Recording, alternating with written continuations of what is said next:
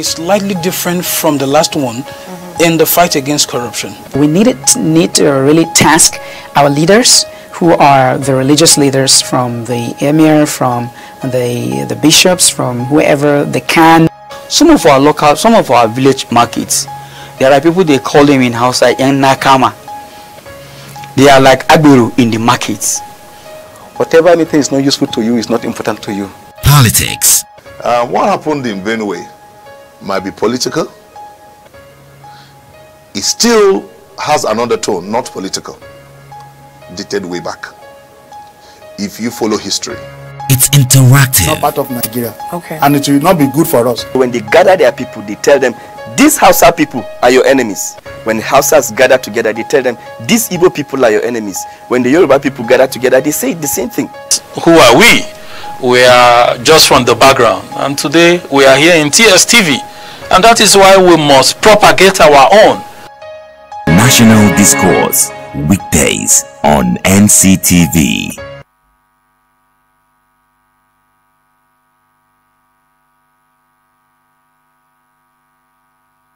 Hello, good morning and welcome Nigerians to a beautiful episode of National Discourse.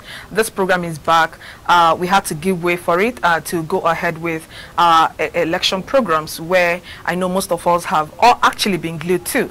Now we are back with National Discourse, still looking at national issues as it affects us as Nigerians. Now today we are going to be looking at post-election, of course, what lies ahead. We are done with election, the presidential election and House of Assembly, and of course the Senate. We are done with that, but we are going to be looking at what lies ahead away from election. What other things are we going to be looking at as Nigerians? And I have someone with me in the studio, but I will introduce him. When we go for a short break and come back, I will introduce my guest to you. Please stay with us.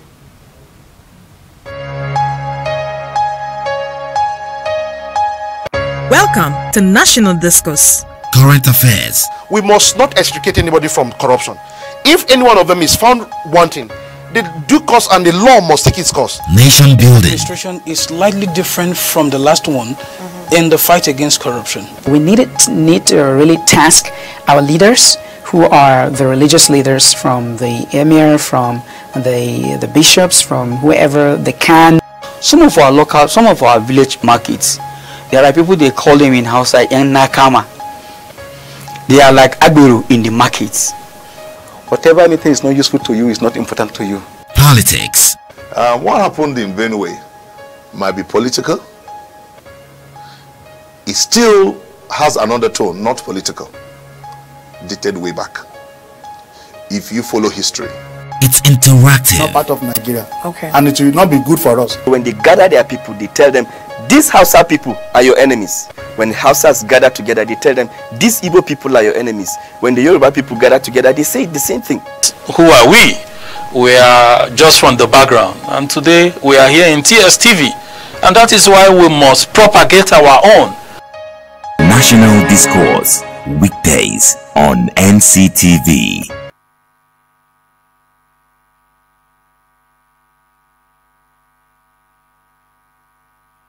All right, so welcome back from that short break. I have with me in the studio Dr. Kenneth Okonkwo, who has actually been in the studio talking about politics, of course, his party, APC, and you can see the smile on his face. He's comfortable sitting to talk about the post-elections and what lies ahead. Good morning to you, sir. Good morning. And you're welcome to the studio this morning. Thank you very much, and good morning to the viewers at home. Yeah, the few times you visited us without prior to the elections, the smiles were not on your face. Well, by nature, I have a smiling face. But we didn't see it like before the elections. Well, let's say that I am more relaxed now than before. So maybe my smiles are more relaxed. So you're seeing them and they are more. Now. Yeah, it's all part of it. It's natural. All right. Now we saw the elections come and go. Presidential election, the Senate, House of Reps. We saw it come and go with, of course, starting from the postponement and, of course, getting down to the elections proper. And we are done with elections. We are still waiting for other elections come next Saturday. But for the ones we are done, which is the one you've always campaigned for, you've always talked for or talked about. Now, how did you see the electoral process? Well, let me first of all give all the glory to God that the election, much hyped election, much tension, which most of them were, actually selfishly motivated. And people were just trying to cry wolf where there was none. So I really give God all the glory that this election has come and has gone. And this election has been adjudged internationally and domestically as relatively peaceful, free, fair, and credible. So we have to really thank God that our democracy is maturing. The president and the commander-in-chief of the armed forces has told us, and he made a special appeal, that we should not gloat or humiliate the opposition, that victory is enough reward for our efforts. So we must learn that whether we are APC or PDP, we will sleep and wake up the next day as citizens of the Federal Republic of Nigeria. You do not win, you do not lose. What you do is that you deepen democracy. So it's a victory for democracy, it's a victory for Nigerians, it's a victory for all democracy-loving people around the world. So the election, as you know, was highly contested, but one thing that is clear, it reflected the wishes of the Nigerian people. I tell you, this has been the best election so far in Nigeria. Check the records. A sitting governor in Oyo State, a loyal of the president, 2 times governor, former senator, could not make it back to the senatorial seat. Governor Ajimobi could not make it back to the senatorial seat. Governor Dakwambo could not make it back to the senatorial seat after being a sitting governor for 8 years. Senator Dino Melaye made it back to the Senate. Why am I bringing all this? You could see Senator Akpabio struggling to come back to the Senate. Why am I bringing all these things? It's only in an election that reflected the will of the people, not the will of the sitting government, that could bring out such results. We have a sitting Senate president losing his senatorial seat. You cannot define or explain these things except that there was an INEC that, to the best of their ability, was independent, organized an election according to its ability, and then delivered to the Nigerian people their wishes and their will. The presidential election delivered the will of the Nigerian people, and it should be respected. And I am really very humbled that I was part of the process that contributed my little quota to the coming of this new administration coming in, and the deepening of democracy. It's quite humbling. All right, now you talked about this election being the freest. Yes, and the fairest, and the most credible. Yeah, and the instances you brought on, yes, talking about people on seats, yes, that actually couldn't make it back to the same seat. Yes, it has not happened. Can I take you back to what happened 2015? Proceed. With President Goodluck Jonathan. What would you say? Proceed. Well, what I would say is that he was a sitting president. He organized the election that reflected the will of the Nigerian people, and he respected it. Okay. That's what I'm saying. Between this election and yes, 2015 election, what is the difference? Are they sharing similarities? Now, good. The difference is that President Goodluck Jonathan contested throughout the whole Nigeria. But these ones I mentioned were sitting governors who could not return back to the Senate. In other words, 1/3 of their states they couldn't win. It is only in an atmosphere of free and fair election that such a thing can happen. But Nigeria is a vast society. In the presidential election, the whole country is your constituency. So it is easier for somebody to say that you can manipulate election in such a vast, society than a little place that is like smaller than what you have been governing for 8 years, and yet you could not manipulate yourself into victory. So I'm just trying to, make you see the difference.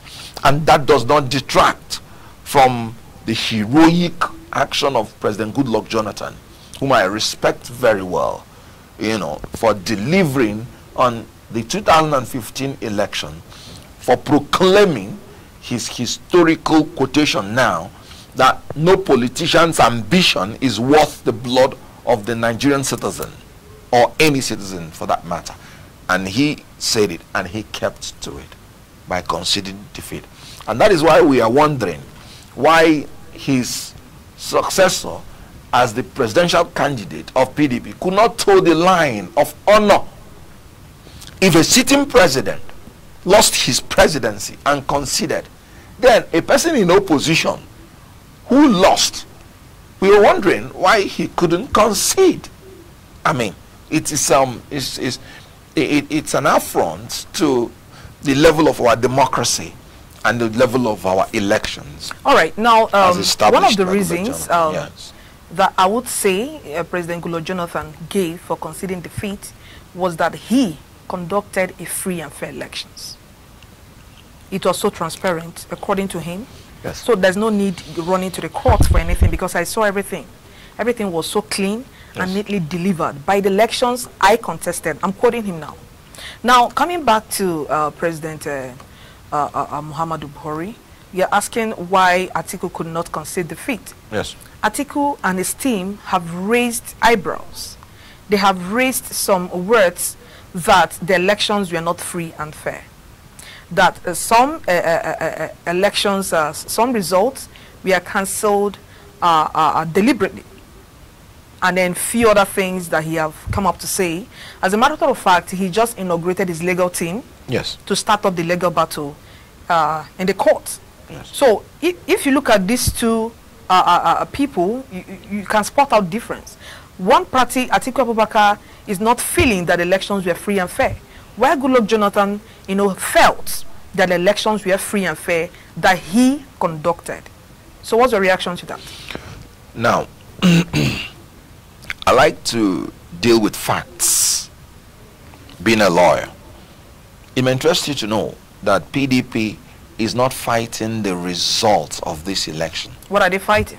They are fighting the election. They are fighting democracy.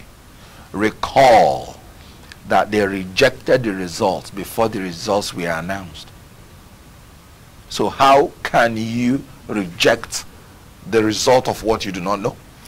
I want to remind you that Goodluck Jonathan accepted defeat even before the elections were concluded. Good. Thank you very much. Now, he did not accept defeat before the elections were concluded. He conceded before the announcements, final announcements. Yes, final announcement of the results were made. Now, PDP rejected the results before they even started announcing it. Announcement of the final result, or why? Before they even started announcing it, immediately after the election, they issued a message, and they've been dishing out. They were dishing out some results, which only them and maybe their marabouts knew where they got them from, because the international community, UK government precisely, has said that the results that the INEC was announcing was in tandem with the results that the civil society privately tabulated in their situation room. So I wouldn't know where PDP got their results from, but whether they conjured it, whether they were delusional, but they themselves only know, and they're entitled to their own results. What they are not entitled to is to claim that their own results is the result of the 2019 election, because INEC is the only statutory body that is empowered by the law to make such proclamation. As a matter of fact, it's an electoral offense for you to announce any result before INEC officially announces it. So they rejected the results before they were announced, meaning that it was not the results that they were against. they were against election. They were against democracy. Here is my take, and I say this with every degree of responsibility. On the day they were sure that nobody was going to be able to rig this election to the point that the will and the wishes of the people will not be reflected, they rejected the election. They rejected democracy. Recall that they have always adduced reasons in any turn and corner to know whether they can truncate this election. When the former IGP of police was in power, they told the whole world that there was a grand plan to extend the tenure of the IG in order to use him to rig election. It was all there. On the day that the IG, rounded up his tenure, on that same day, this government allowed him to retire. And this was not the same thing the opposition did when they were in power. So all the IGPs, that their retirement was close to the election, they gave the excuse that it's not good to change the IGP before the election that is so close. And so they extended. Sunday Hinderos was extended. Some other IGPs, they were extended. But this government did not do it. Everything the opposition had asked before the election, they wanted to demonize one gentle lady, Zakari Amina, for nothing. Their own appointee, who was there and has been known for being a person of integrity, from nowhere, that she's a relative of the president, that this and that. She was, effectually neutralized during the election. I didn't even see her around. Just trying to pander to the wishes of the opposition and prove to the whole world that there was no hidden agenda. Now, after all these things, the opposition kept crying wolf. Where was the wolf? All right, that is the question for determination. We'll go for a short break, and when we come back, you tell us where the wolf is, and then we look at what lies ahead with this administration. Please stay with us.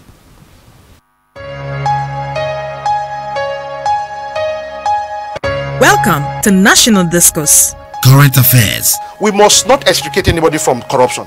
If any one of them is found wanting, the due course and the law must take its course. Nation building. Administration is slightly different from the last one in the fight against corruption. We need to really task our leaders, who are the religious leaders, from the emir, from the bishops, from whoever they can. Some of our village markets, there are people, they call them in Hausa yang nakama. They are like agbero in the markets. Whatever anything is not useful to you is not important to you. Politics. What happened in Benue might be political. It still has another tone, not political, dated way back. If you follow history. It's interactive. Not part of Nigeria. Okay. And it will not be good for us. When they gather their people, they tell them, these Hausa people are your enemies. When Hausas gather together, they tell them, these Igbo people are your enemies. When the Yoruba people gather together, they say the same thing. Who are we? We are just from the background, and today we are here in TSTV, and that is why we must propagate our own. National Discourse, weekdays on NCTV.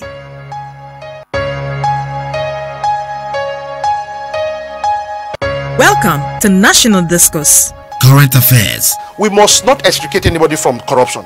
If any one of them is found wanting, the due course and the law must take its course. Nation building. Administration is slightly different from the last one in the fight against corruption. We need to really task our leaders, who are the religious leaders, from the emir, from the bishops, from whoever they can. Some of our village markets, there are people, they call them in Hausa yang nakama. They are like agbero in the markets. Whatever anything is not useful to you is not important to you. Politics. What happened in Benue might be political.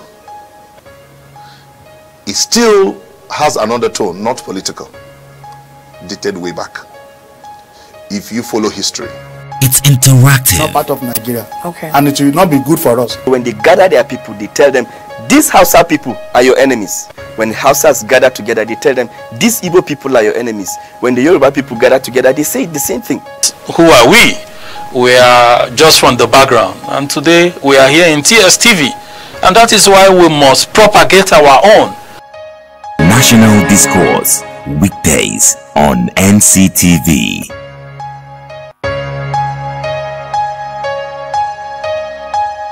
Welcome to National Discourse. Current affairs. We must not extricate anybody from corruption.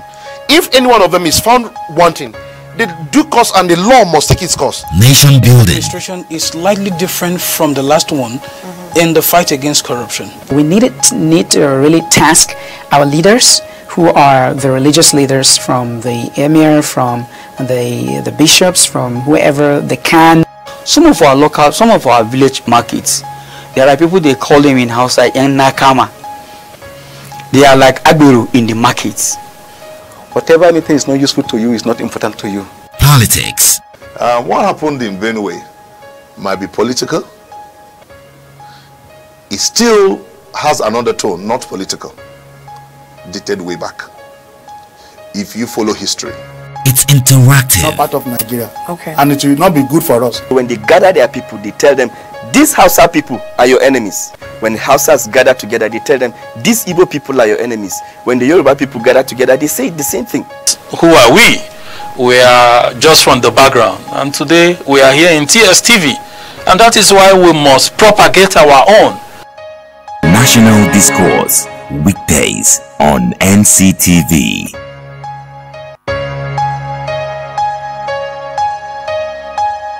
Welcome to National Discourse.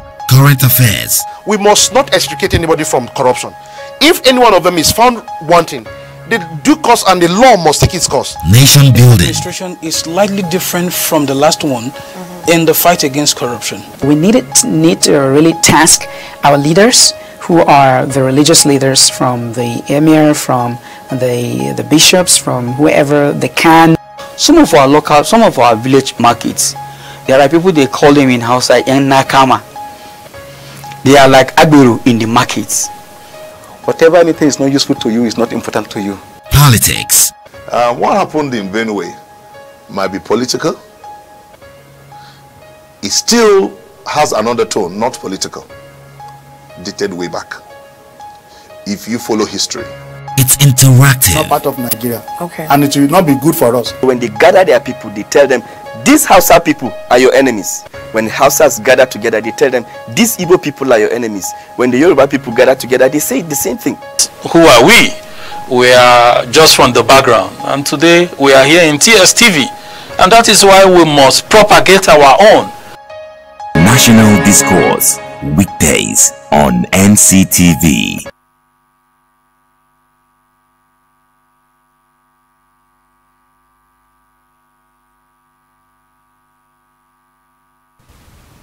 All right, glad to have you back, still in the studio with Dr. Kenneth Okonkwo. Now, having gone through the electoral process, victory has come to President Muhammadu Buhari, and of course, Alhaji Atiku Abubakar is still proceeding to the court, but let's leave that to the court to decide or to look into the matter and know exactly what is happening. So, I want us to work with what we have now.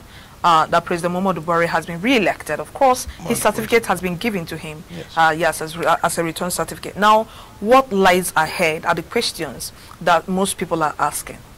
What lies ahead? Because we know there are some persons, President Muhammadu Buhari didn't get as much votes in some regions, like the southeast. And this was what happened the last time. And he was allegedly said to have, made this comment that whoever it is that voted him, those are the people he will give attention to and all that. Now, there is this kind of panic, yes, around the southeast, which you're part of. Yes, I just like the smile on your face, like you're already getting ready to give me the answers I want. Now, there is this uncertainty as to what happened during the last time we had elections, 2015. And of course, some persons have alleged that is the reason some Igbos are crying, they are marginalized because there are some appointments that didn't get to them. We're not talking about the one that has to do with federal character and all that. Now, what lies ahead for the people of Southeast? The most important thing about this election is that we have a rejuvenated president of the Federal Republic of Nigeria that has now 4 years of democratic experience, bringing it to bear. And that is why it is always good to give people who have performed another chance. If you heard his speech, the first victory speech he made, he said he is going to be inclusive. He's going to run an all-inclusive government that no one will be left behind. Okay. It is there in black and white. Okay. So I want every section of Nigeria, every ethnic group, to relax. The government is not the government that is vindictive. Okay. I am telling you, President Muhammadu Buhari by nature has shown that he is not vindictive. And so whether you voted for him or not, he believes that he has a pan-Nigerian mandate and he is not going to exclude any group or any section. If you recall what happened in 2015, in 2019, 3 states of the southeast endorsed the president. He scored more than 25%. Last time, no state, he did not score up to 25% in any state. And so the level of support that he has in the southeast has increased. People like me, I'm from the southeast. I am a passionate follower of President Muhammadu Buhari because I believe that the southeasterners will benefit more from his government than they have ever benefited from the 16 years of the locust years of PDP. So his support in southeast has increased, and his love for the southeasterner has increased. And again, he has said he's going to run an all-inclusive government. So whatever happened in the first term should be buried. Will go with the first term. But do we actually agree? Do you term. actually agree that the southeasterners we are really not included when you're talking about running an inclusive government? Are we agreeing on that path? Because these allegations have been coming from that end. Good. I have said it before, and I'm saying it again. A government that is going to that was already spending 1,055 million naira on second Niger bridge cannot be said to have excluded the southeast. We are talking about appointments now. Now, when you talk about appointments, I have said it before. Whatever was due for the southeast appointment-wise was given to them, and I mean it. Moving away from the federal character appointments. You cannot move away from the federal character. No. Because that is what the law says. No, fine. No, I'm saying apart from the federal character appointments, or what other appointments did the people of Southeast get from the previous administration? Just know it that there has been a tabulation where appointments to all the geopolitical zones were stated. And I am telling you, because we have 5 states in the southeast, I am telling you that it was not proved that we were shortchanged. What people were saying was that some appointments were more juicy than the other. And for me, that is elements of corruption. Because a minister, for instance, ought to that is what I hear people saying. They will tell you in the defense, in this area, this is, and then now gives out this and that, and this and that. But it's not true. We have the foreign affairs when you talk about so we have a lot of appointments, but that's by the way. The president, for me, ran an inclusive government. Before? Yes. And he's going to run an all-inclusive government. Why are you adding all? Oh, because why wouldn't you say he's going to run inclusive government again? Because I just want to... You're comfortable with what happened the last time? Very well. Good. Because I am saying we are moving to the next level. Even in the area of security, economy, and war against corruption, we are going to do it better than we did it before. Okay. So now, there is a need to add such adjective so that you can differentiate the second term from the first term to know that we are moving at the right direction. But let me tell you one thing. I will start from what the agenda is not going to be. Okay. It was pathetic because I can now say as an informed insider, not as a casual outsider. Okay. That some people arrogated to themselves the powers to create an agenda which this government never contemplated on doing. I was shocked that some Christian brothers of mine and sisters were genuinely asking me whether, now that I've supported this president, please, are you sure he's not in support of the Islamic agenda against Nigeria? I am telling you. And do you know the funny thing? I was privileged to be campaigning with the vice president in the rally that we organized at Kurudu, and I saw how pained the vice president personally is about that allegation. He could not contemplate that some people are even making such allegation, and he was asking the crowd that he is a Pentecostal pastor, and the first thing that matters for him in life is his faith. And how do they think that he will be in an administration where Nigeria is to be Islamized and then he will be there? He told us that first of all, it will be unconstitutional for anybody to impose a religion on people. And he now told us that he can now tell us as a privileged insider that he discusses with the president most of the time, and the president never anticipated or uttered any issue whatsoever that shows that there is anything in his agenda about Islamizing Nigeria. That was when he now told us that in President Muhammadu Buhari's cabinet, he has 20 Christians to about 18 Muslims. Okay. So how possible that such a person will have such an agenda? If when he was the president of the federal, if when he was the head of state, military head of state, he did not Islamize Nigeria, is it now that he is under a democratic country that people will be saying that there is such an agenda? All right, I have a message first. All right. And this one says, I've been trying to call. Okay, fine. Sorry, maybe it could be network. My question is, I want your guest to tell us what the president has done with the 4 years and what he thinks he can achieve with the next 4 years. Okay. Right. That's what we are proceeding to. Okay. So I said, let me start with what the agenda is not. So there is no iota of truth that President Muhammadu Buhari, let me tell you, President Muhammadu Buhari is the fairest leader Nigeria can ever boast of. And I'll give you this example. Okay. When he was the military head of state, he was the only military head of state that restructured Nigeria and gave the North and the South equal portion. When he came in as military head of state, we had 19 states in the Federal Republic of Nigeria. He added 2 states, one for the North, one for the South. Every other head of state has not done such restructuring on equal basis. Okay. So all these things about favoring one side or being religious, they are all the works of the opposition. So the agenda of President Muhammadu Buhari has nothing to do with Islamizing Nigeria.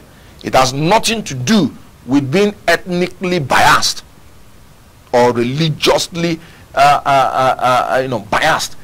His agenda remains moving to the next level in the area of security, in the area of economy, improving the economy, and in the area of fighting corruption, moving it to the next level. All right, I have another message for you.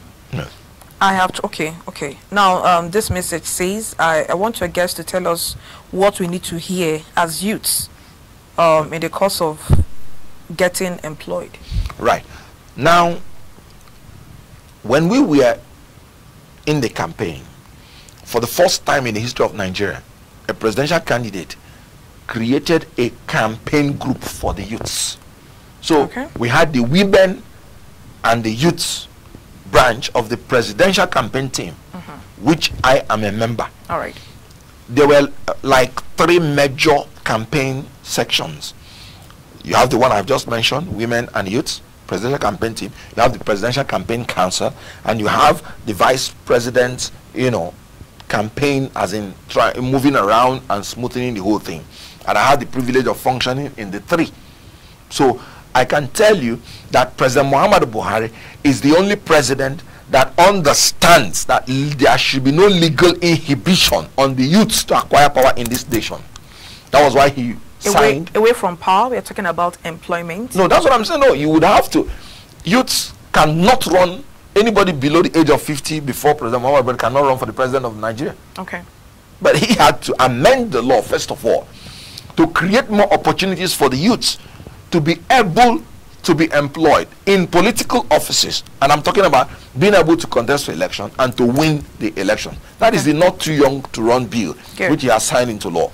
But now, if we're talking about that, I wouldn't want us to digress. No, in the dinner that we celebrated for the victory of the president, the president made it clear, and it's splashed in all the newspapers today, that he's going to involve more women and more youths in his cabinet, in his government. He made it clear in that dinner. That is for politics. We are talking about employment. No, he said what is the agenda that he has. Yeah, what is the agenda he has for the youths as regards employment? That's exactly what I'm saying. It has to start from the policy level. And then he has told you that improving economy in the area of agriculture, you should know that it's the youths that predominantly that move into the agriculture when they have the environment, favorable environment. And you can see what we are getting. Almost 90% of the rice we are eating in this country now is locally made. And that is employment for the youths. You know about trader money, which the youths are being empowered. Then you know about the economy is now improving. And so job opportunities are opening up in ministries, in everywhere. And the youths are being absorbed. And you know that, before President Muhammad Buhari came in, there was almost like an embargo on employing more people in the security agencies. Today, police, they are employing thousands and 10,000s of people so that the security will be improved. The same thing with other security agencies. So the youths are going in for a bumper harvest in this second tenure. We are no longer in recession, and we cannot go back to recession. All right, I think I have a follow-up question there. Right. This is from Emmanuel from Guza. Okay, he's saying it's not enough to say you are providing employment opportunities for the youths, but it's for it to be all-inclusive, as you are saying. Not for me. I've had experiences where I walk into places for employment and I'm told I'm not from the north, so I wouldn't be employed, directly or indirectly. Good. Now, he has his own personal experiences, which I am not trying to say whether he's right or whether he is wrong. But what I'm trying to tell him is that in a capitalist nation, if you are a youth, and I'm talking about my own formula, get yourself vocationally trained. If you do not have job from government, provide job for yourself. That is the beauty of capitalism. You are here, using your skill, and the whole world is hearing your voice. No government is employing you. When I finished my university education, I went into the movies because I knew I had the talent, and the whole world heard my voice. So the best antidote to all these primordial sentiments is excellence. So the first advice I will give to any youth is to position yourself excellently in what you're talented to do. Do not wait for the government. It's okay. Good. Not waiting for the government is yes, superb, good. right? But then the next level is that the government is providing opportunities. There is no way the government can employ everybody, especially in a capitalist nation. Now, when there are always allegations that is a particular, or the persons being employed actually coming from a particular sector, I think that is what his question is. It is not true, because if you go to NDA, for instance, during the admission, and this is to my knowledge. I think we have this call. All right. Hello? Wow, we lost it. Good. If you want to go into NDA, for instance, you see that every state is given the quota of the number that will fill in. And that is how they will take it from every state. Okay. Yes, but it is normal. When somebody does not make it, he will come and tell his people that is because I am from this place. That does not mean that some people may not tell you that. For instance, if there are some quota meant for north and south, and the southern ones have been filled up, there is nothing wrong in somebody telling you, look at it's 5 from your state. We've already taken 5. We are trying to take from these states in order to not to fall out of shape from the federal character. So some people will go home and interpret it. No, I was told I'm not from the north. But he won't tell you that the quota from his state has been filled up. That's why I put that caveat. In addition to waiting for government employment, try to make yourself to be able to be self-employed. All right, now let's move over to the issue of security. Yes. Of course, we want to know what the next level lies, has for us as in regards to security. I think this morning or yesterday evening, I think there was a news flash about 30 persons being abducted in Zamfara state, and of course above 60 women, and I think 30 were children and all that. Yes. Now, if at this point we are still having this heavy issue of security, what lies ahead of us when it has to do with security coming from President Muhammadu Buhari? Good. Let me say that when it comes to security, from what the president inherited, he has done very well before now. Inherited? Yes, Can from what you he expand inherited. on that word? Well, I had said here before that before the president came in, Abuja itself had become infested with terrorism and had come under attack. United Nations building, the force headquarters, police force headquarters, bombed with many casualties. Okay. Banex Plaza, Nyanya, okay. People blown to smithereens. Okay, that is what you United term Nations. as inherited. Good. Okay. When he came in, no such attack has happened in Abuja. Christians are no longer cancelling their night vigils, because if you cannot secure your capital, what message are you sending to the world? Good. Now, to the hinterlands, we all know that we have problem with our land borders because they are vast, and we don't have the enough security apparatus in terms of technology and in terms of manpower to man successfully all our land borders.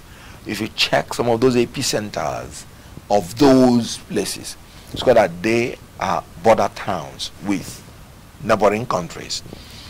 What I am saying is that the people have a duty to play in the next level, as the government has a duty to play. Sure. We must stop stigmatizing a tribe or a profession as the causes of our problem. We must start identifying the problems for what they are. What is happening in Zamfara state, what is happening in any other place, they are acts of terrorism. It could not have been Fulani headsmen. And that's why I always tell people that they should not be straitjacketed when they are reasoning. In Zamfara state, why are they not calling what is happening the actions of the Fulani headsmen? You know why? Because Zamfara people are predominantly Fulanis and they are predominantly headsmen. Why are they now giving it the real name bandits, terrorism? But if the same thing had happened in another state, they will say it was done by Fulani headsmen. So we must, as a people, stop. We must stop. We must stop stigmatizing a people and their profession. We should know that the whole world is infected now with terrorism. All right, please hold on for this call. Right. Hello, good morning. Good morning. My name is Adam Salam. Okay. Please, where are you calling from? Okay. I'm calling from Sorry? I'm calling from TV. All right, please, can you tune down the volume of your TV set or you move away from it so we can hear ourselves? Yeah, I can hear your voice. All right, please, what's your contribution to this program? My contribution to this program is what your guest is saying just right now is the truth and nothing but the truth. Okay. What is happening in Zamfara State is... Wow, we lost the call. I guess the network is very poor. Please keep trying. I've seen a lot of calls that have bounced back, and of course your messages, we are getting them right here. So as I was saying, the president is Fulani, obviously. Okay. And he's a headsman. You know, PDP shot themselves in the leg. They tried to... All right, please hold on. Hello? Good morning to you. Good morning, how are you? I'm fine. Please, your name and where you're calling from. My name is Nasir Abdurrahman from Tuas. All right. Please, what's your contribution? My contribution is, thank you, sir, but I want you to visit Zamfara. Okay. Maybe you will find something you don't know. Okay. The big problem of this something in Zamfara, okay, it is informers. That is the big problem. So when you visit, you will see. The problem, don't tackle it if you don't tackle with informers. Informers? Yes. Okay. Thank you. All right. Thank you very much. From all right. Thank you. Good. So, you see, a problem badly defined will be difficult to solve. Like I was saying, when PDP came in the first time, they demonized everything about the Fulani, about the herdsmen, and you know, they so destroyed that brand. Only, unfortunately for them, to now go and acquire a Fulani herdsman also as their presidential candidate. President Muhammadu Buhari has 150 cows. Their own candidate has more than 1,000 cows. Sorry, I hope you're not trying to mix terrorism with politics. No. What I'm trying to say is, I was trying to say that the people has a job to do in the next level of security. Okay. And that is defining terrorism for what it is. All right, please hold on for his call. Good. Hello, good morning to you. Wow, we lost it. Good. Now, if the people still believe that what is happening is done by Fulani herdsmen, it's going to be difficult to solve. Now, are you saying Fulani herdsmen yes, do not carry out the activities that people have said they are carrying out? What I'm saying is that the people that are carrying out those activities are terrorists. Okay. And they come from different ethnic groups. Okay. And different professions.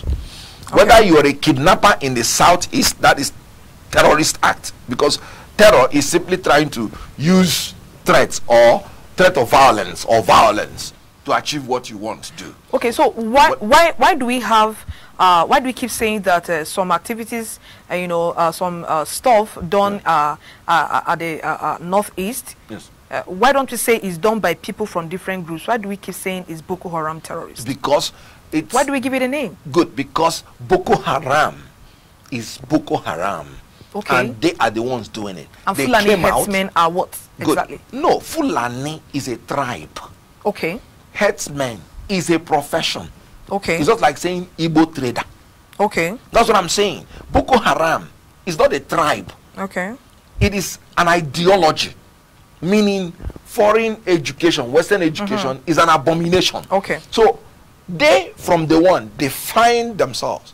So it was easy to tackle their problem. Okay. Because we are dealing with a sect with this ideology that is both unconstitutional and both illegal. Okay. Because you can't compel somebody to follow your religion or your educational lifestyle. All right, all right. But you can, when you say Fulani herdsman, I can tell you that in Nsukka, where I come from, till today you still see the Fulani herdsmen carrying their cow, and the natives are still relating very well with them.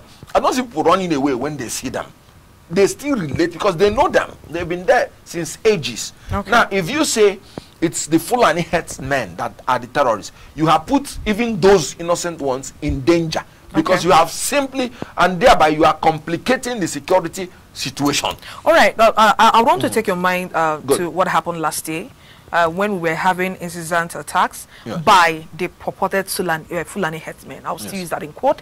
Yeah. And then we saw Mieti Allah secretary coming out to dish out few words. Now, why didn't you start correcting that from them? Because they are the ones coming out to say, okay, fine, we own up to this. We own up to this. This is the reason why this happened.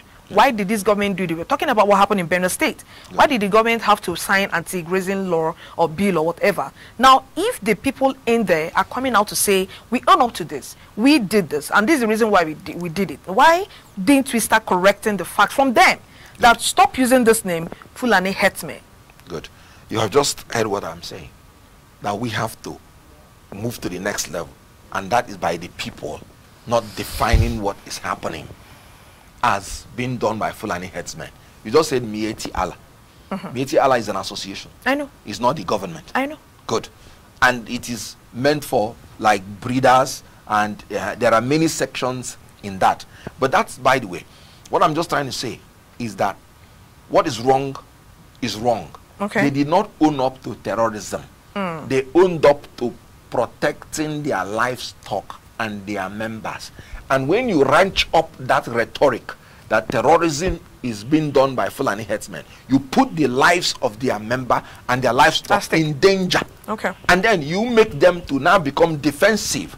But when you let them know that no, that there are some people in your midst that are criminals, does not mean all of you are criminals. You should help us to fish out the criminals in your midst, just as other tribes are fishing out the criminals in their midst. Let me tell you one thing. Right. That let me tell you one. Kenneth, we really don't have time. Okay, let me tell you one danger. I just want to read out few messages. All right, proceed. You know, but we for wanted you? to. Yeah. Go Yes, ahead. yes. Now this one says, "Glorious morning. I have a question for Mr. Kane.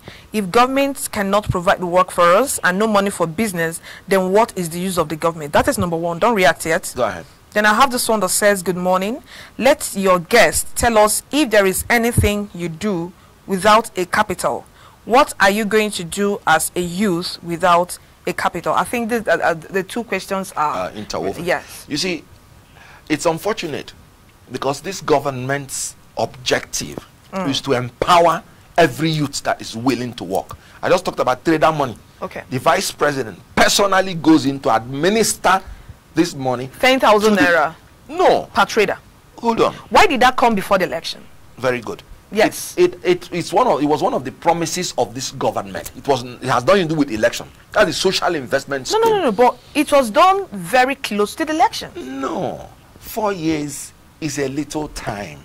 This government came in and met no money.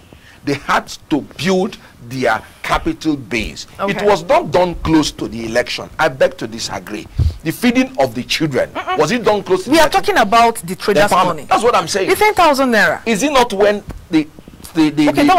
your budget is approved by the National Assembly that you have the right as executive to spend? Okay, that was when the budget was approved. Good. So it was not close to the election. It has been ongoing by different names. Trader money is the one that has to do with empowering the traders in the market. Okay. And that money you're seeing, some of them are revolving loans. If you pay back, you will now receive 15,000. If you pay back, that is how it will be improved. We just have 2 minutes to round up, and I have this important question. I'm telling you, you will have to come back. We have a lot of things, a lot to talk about. Now, this one says, "I want to know what's the stand of Presidential Federal Task Force on Revenue Defaulter, Piracy, National Heritage Protection, and Price Control." Good. Do you understand Everybody the knows question? that one of the cardinal agenda of this government is to fight corruption. So what he has just enumerated is the areas where people corruptly defraud the government and corruptly enrich themselves. Remember, that's one of the reasons why the elites are fighting this government. Okay. Because the government is very serious in tackling every area of fraud, whoever is involved, and from whatever section. Okay. So the government is planning very well on the issue of revenue. You've seen how the tax offices are going against tax defaulters. You know, you will receive a letter from nowhere and be wondering, are they watching me? So the government is doing that and will continue to deepen that. All right. Last one. This one says, "Please make sure you read my miss." Okay, I'm reading it now. My name is Sunny from Medugri. Okay. Now the question is, what is your guest actually saying? Is he in support of the government or he's against the government? If he's in support of the government, we back there, we are saying that this government is sorry. I'm so sorry. There are some words we don't use, on this set, and of course for the purpose of this program, I will just try to paraphrase what you have sent in so that you can react to it within a minute. Now, what he's saying is that the previous government, of course, the government that is still that have been ushered in, has not been favorable to him in particular, and is sending this from Medugri. Well, we have just a minute to round. Yes, in Medugri, you have to be alive first before you can talk about advancement. This government inherited a Medugri or a Borno state. You just like that word in inheritance. Oh yes, because what I'm saying is that people are not in their homes. I thought we would have moved away from this inheritance. This is 4 years already spent. Exactly. Medugri now, people are in their homes, not in refugee camps. You could see that what the Boko Haram is in Medugri now is ambush. They are trying to use soft targets to intimidate the people. Going to IDP camps to bomb people. They just laid ambush on the convoy of the governor and they nearly killed them. All right. So in Medugri, the next step now is moving to the next level of empowering them. All right, thank you very much, Dr. Kenneth. You would have to come back again. We'll have a part 2 of this discussion. It's very interesting, but we can't exceed our time. Thank you so much for viewers, those that have sent in questions and calls that we were unable to take. Thank you very much. We got them. And then to the entire Nigerians, the elections have come and gone. Let us put ourselves together for collective interest purpose. Let us put ourselves together to make sure that Nigeria gets working again. We'll have him in the studio to do a part 2 of this program where your questions and your calls will be well entertained. Thank you again, Dr. Kenneth Okonkwo. Thanks for calling. Thank you very much. Thank you very much. Thank you for listening. All right, this is Uche Uduma signing out from National Discourse. See you sometime tomorrow. Welcome to National Discourse. Current affairs. We must not extricate anybody from corruption. If any one of them is found wanting, the due course and the law must take its course. Nation building. Administration is slightly different from the last one in the fight against corruption. We need to really task our leaders, who are the religious leaders, from the emir, from the bishops, from whoever they can. Some of our village markets, there are people, they call them in house like Nakama. They are like Abiru in the markets. Whatever anything is not useful to you is not important to you. Politics. What happened in Benue might be political. It still has another tone, not political, dated way back. If you follow history. It's interactive.